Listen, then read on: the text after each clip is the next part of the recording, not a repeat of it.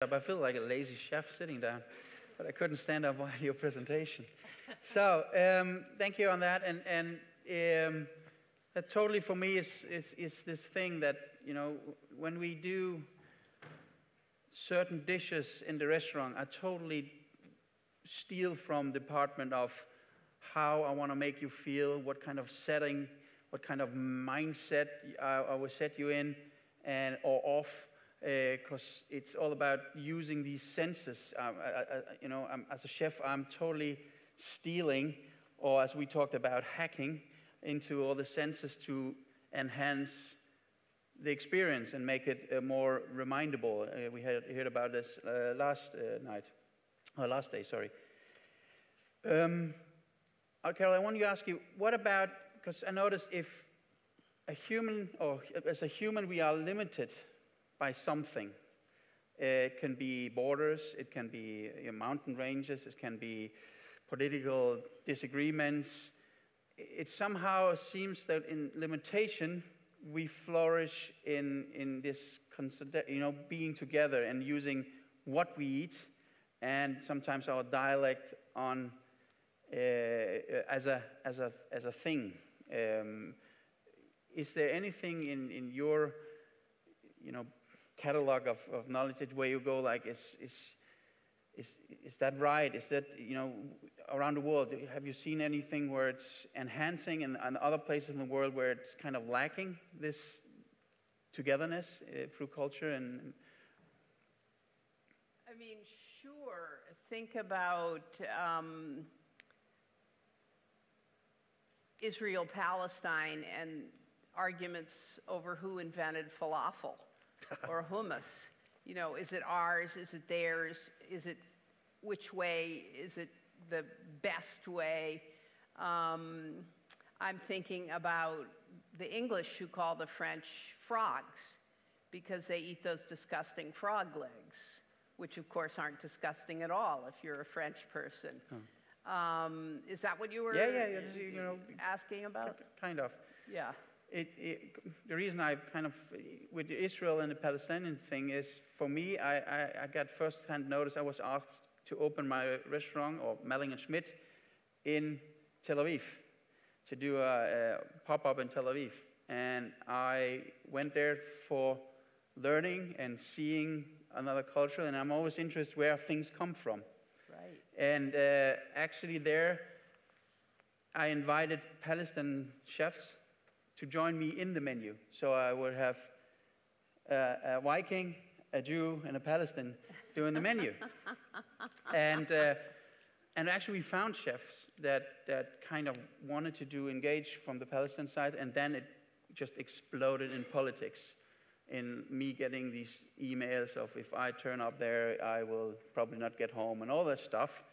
And one fun part is when I was down there and trying to, because I traveled around in Israel to find products for this menu, to meet people. And you just said, where is the best hummus? I'm sorry, it's Nazareth. There's a roundabout in Nazareth. If you go 100 meters up in Nazareth, a roundabout, very trash place, there's a guy, an old guy, who makes the best hummus. So that's there. So I was traveling around and finding these ingredients and smells and stuff.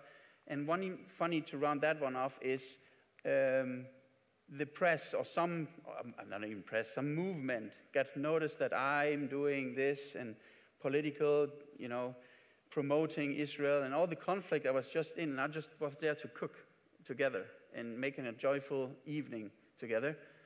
And the fun part is this movement tried to protest against what Schmidt was doing, and they gathered a couple of hundred people. I saw this, I was informed about it. And then the day before I had to do the dinner, they realized that I just closed my restaurant. So they sent a mail around to all the members, the big protest with all the signs we made, and we're going to be in front of the restaurant. Yeah, this guy has closed his restaurant. So they had to cancel the whole thing, and it was a big embarrassment for them. And I was very happy because I can do my food. And I invited both sides to the dinner. I invited the butcher from Nazareth, which has this perfect lamps, and you know, the whole week was fantastic because they're not putting all in a room. And when people start eating and talking over the table, and humor, never forget humor can do, is perfectly. If it's intentional humor or not, in my case it was both. I was presenting some food on the table in the middle of Israel, and in that time all Israel was kind of burning with the forest, big fires all over, and they were very concerned. And I made a dish which we are called burnt Jerusalem artichokes, and which I planned before this fire started. And when I presented it the first couple of times, I said, "Okay, I know this is the next dish is burnt Jerusalem artichokes." And the whole table, the whole Jewish table, they were just, you know, totally getting it and laughing about it in good humor, and you know, so it was a very nice experience for me to have all that relationships between two humans. There is this concept of gastro-diplomacy.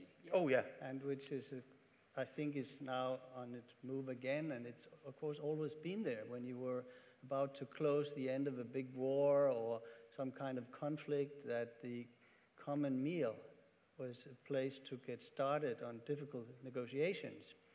And of course it could last way out in the night, and maybe other factors that decided in the end. But obviously it's well known that, I mean, a meal is the best way to sort of put oil in the waters and sort of start and putting things in the proper proportion.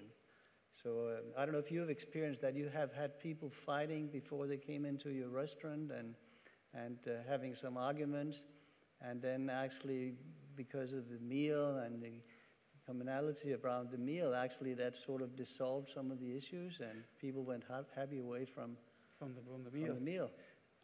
We thought about that because we realized that sometimes in a, let's say, fine dining setup, some of the female audience could be kind of stressed, because you know, you booked the table a month ahead, and suddenly the last hour before they have to be there gets kind of stressed, dress and, you know, everything. And so sometimes we felt like people were like not there. They were like still at home or already going, oh shit, tomorrow I need the kids. I get to, you know, pick up the kids.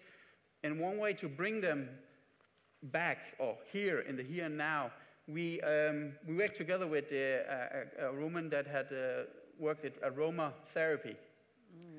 And she said there's certain smells that will calm you down, or just, you know. So we made actually a bag with the smell in there, and we put it in front, and a scalpel. And already there, you kind of get the focus, because a scalpel is something dangerous. And people stop thinking about what they just had, and they poke the hole in this, and they push it, and it smells nice and relaxing, or it starts a discussion, and we get the focus. So this is one way we work with it.